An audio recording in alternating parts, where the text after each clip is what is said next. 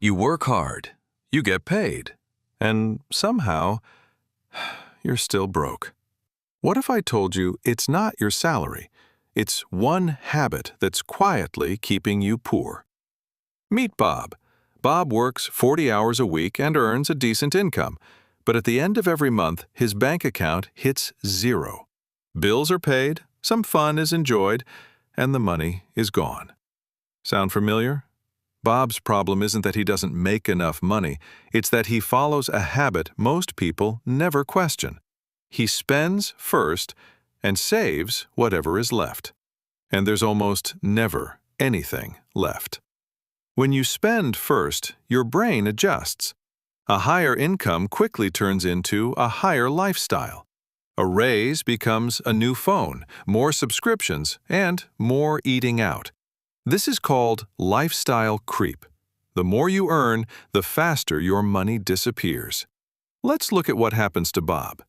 Bob gets a raise at work. Instead of saving it, he upgrades his phone. He adds a few subscriptions. He eats out more often. At the end of the month, nothing has changed, except his stress. Now, here's the difference between people who stay broke and people who build wealth. Wealthy people pay themselves first. The moment money comes in, they save or invest before spending anything else, even if it's just $100 a month. Because saving first changes how you think about money. $100 doesn't feel powerful today, but over time, compound interest turns small habits into serious wealth. Wealth isn't built overnight, it's built quietly, month by month. A broke mindset says, "I'll save when I have more money." A wealthy mindset says, "I save first, no matter what."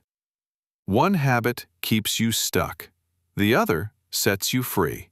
So ask yourself this question: do you spend first, or do you pay yourself first?